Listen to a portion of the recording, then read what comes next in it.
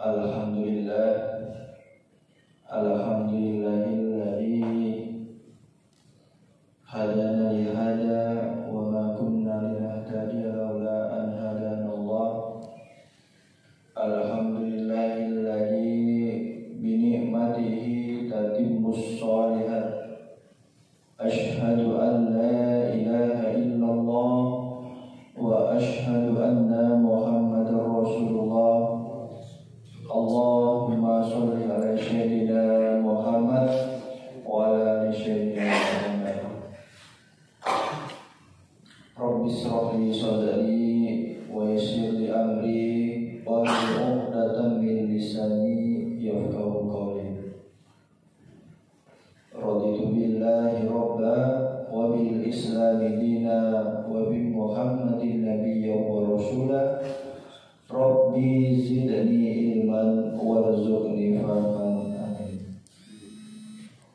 Alhamdulillah, segala puji hanya bagi Allah Subhanahu wa taala atas segala kenikmatan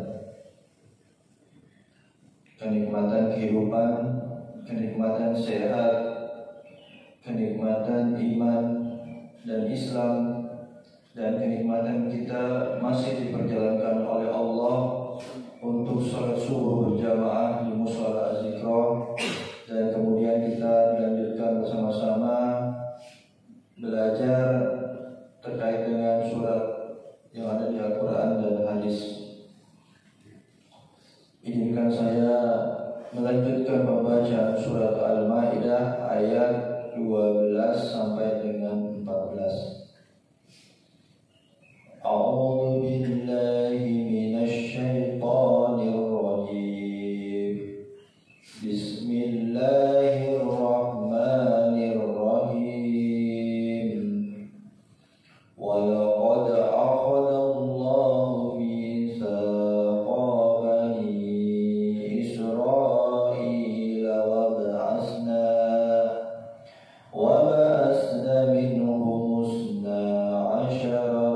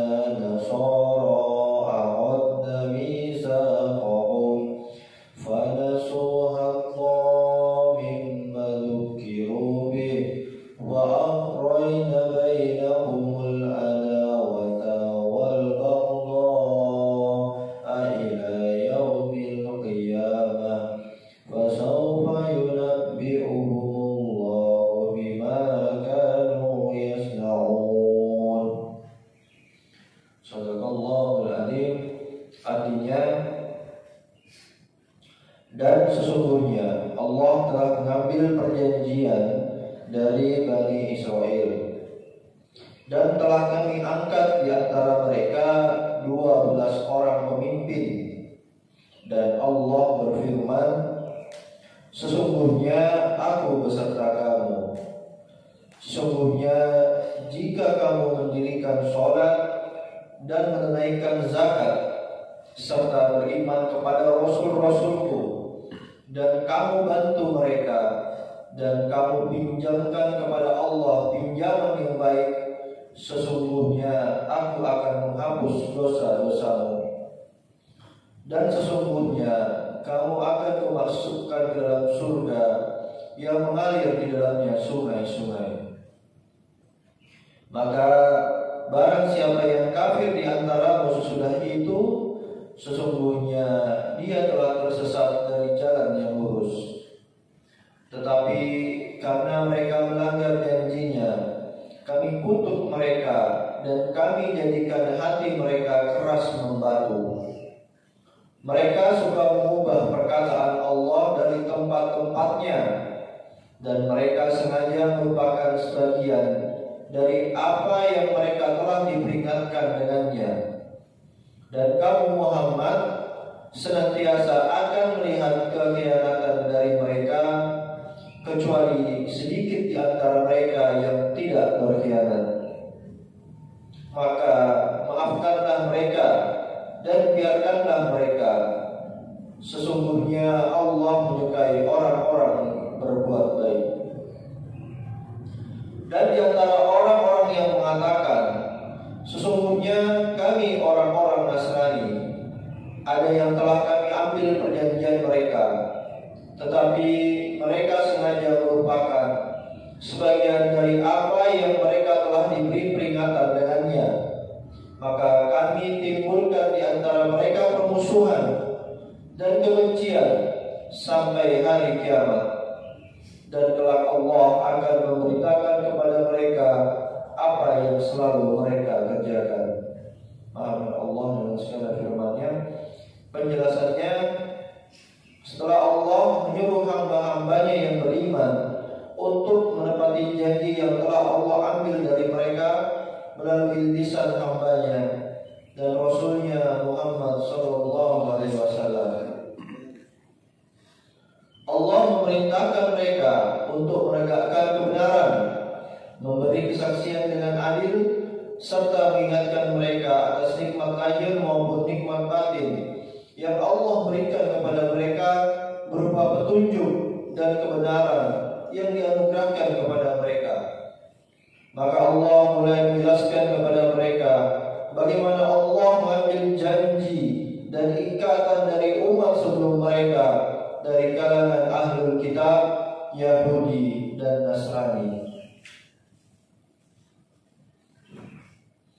Maka ketika mereka mengingkari janji mereka kepada Allah, Allah pun menyiksa mereka sebagai laknat bagi mereka darinya, dan sebagai pengusiran dari pintu dan rahmatnya, sekaligus sebagai hijab bagi hati mereka untuk sampai kepada petunjuk dan agama yang hak, yaitu ilmu yang bermanfaat dan amal soleh. Firman-Nya, وَلَقَدْ أَخَذَ اللَّهُ مِيثَاقَ بَنِي إِسْرَائِيلَ وَبَعَثْنَا مِنْهُمُ اثْنَيْ عَشْرَةَ نَقِيبًا. Dan sesungguhnya Allah telah mengambil perjanjian dari Bani Israel, dan telah kami angkat di antara mereka 12 orang pemimpin, yaitu orang-orang yang alim bijaksana dari kabilah-kabilah mereka, untuk berbaiat, mendengar dan taat kepada Allah dan Rasul-Nya serta kitabnya.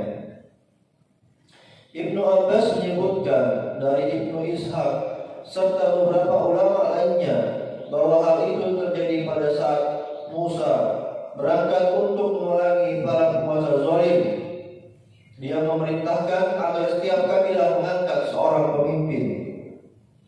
Demikian pula ketika Rasulullah SAW membaiat kaum Ansor pada malam Aqabah, di antara mereka terdapat 12 orang kepala suku, 3 di antaranya dari suku Aus, yaitu Usaid bin Hudayr, Sa'ad bin Haitsamah, dan Rifa'ah bin Abdul Munzir. Ada yang mengatakan bahwa dia digantikan oleh Abul Haisam ibnu Atihan. Adapun yang 9 lagi dari suku Khazraj, yaitu Abu Umamah As'ad bin Zurarah, Sa'ad bin Rabi, Abdullah bin Rawahah, Rafi bin Malik bin Ajlan, Al-Bara bin Ma'rur, Ubadah bin Samit, Sa'ad bin Ubadah, Abdullah bin Amr bin Haram, dan Al-Munzir bin Umar bin Hunaysh. Mereka semua itu telah disebut oleh Ka'ab bin Malik dalam sebuah syairnya, sebagaimana dikemukakan oleh Ibnu Ishaq. Maksudnya, mereka ini adalah orang-orang yang arif bijaksana dari kaum mereka pada malam itu tentang urusan Nabi SAW. Mereka inilah yang diserahi oleh kaumnya untuk menangani soal perjanjian dan baiat kepada Nabi SAW, yaitu untuk selalu mendengar dan taat.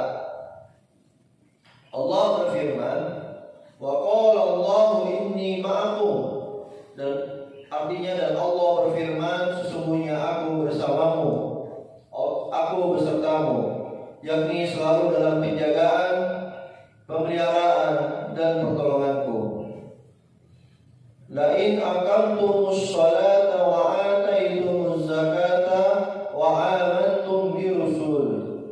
Sesungguhnya jika kamu mendirikan sholat dan menunaikan zakat serta beriman kepada rasul-rasulku, yakni kalian membenarkan mereka atas wahyu yang mereka bawa kepada kalian, wa azzartumuhum, dan kamu bantu mereka, yaitu kalian tolong-menolong dan mendukung mereka dalam upaya menegakkan kebenaran, wa aqradtumullahu qardan hasanah, dan kamu pinjamkan kepada Allah pinjaman yang baik, yaitu berupa infak di jalan Allah dan dengan niat untuk mencari keridhaannya.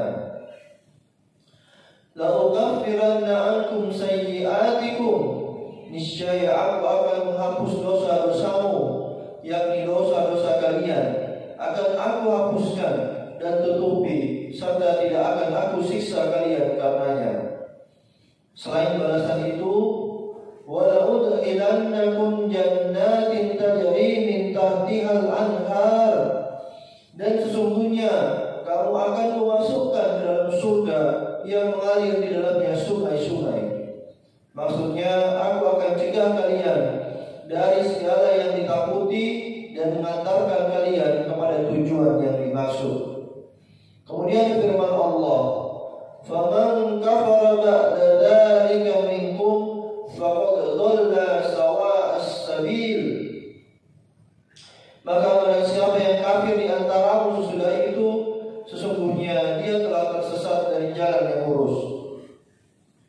Maksudnya, barang siapa yang menyalahi serta mengingkari perjanjian tersebut sesudah diadakan, dikukuhkan, ditekankan, dan memperlakukannya seperti orang yang tidak mengetahuinya, berarti dia benar-benar telah salah dari jalan yang jelas dan lurus, menyimpang dari petunjuk dan menuju kesesatan.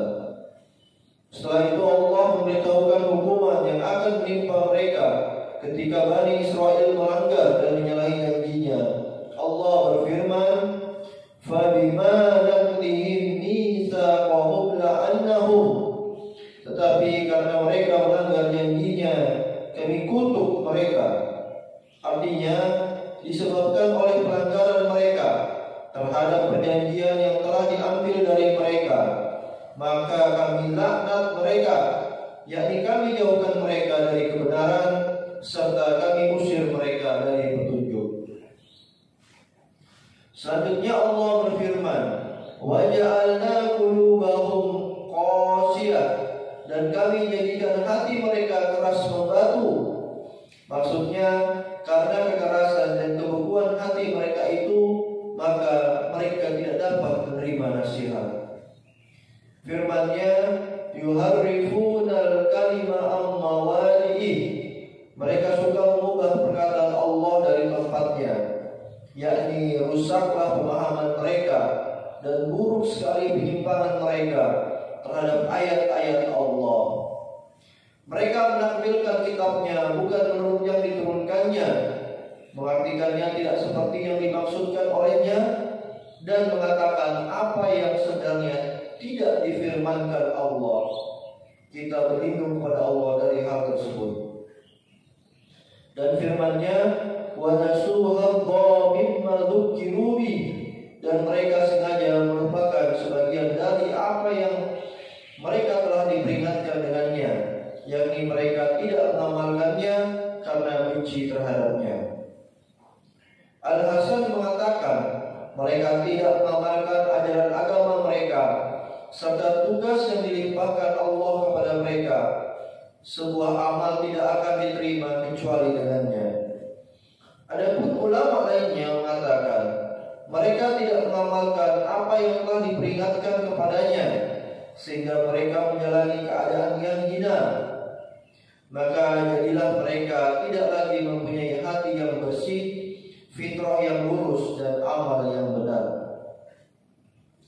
Wala tazalu tattali'u ala kha'inatin minhum, dan kamu Muhammad senantiasa akan melihat pengkhianatan dari mereka, yakni makar dan pengkhianatan mereka kepadamu dan sahabat-sahabatmu.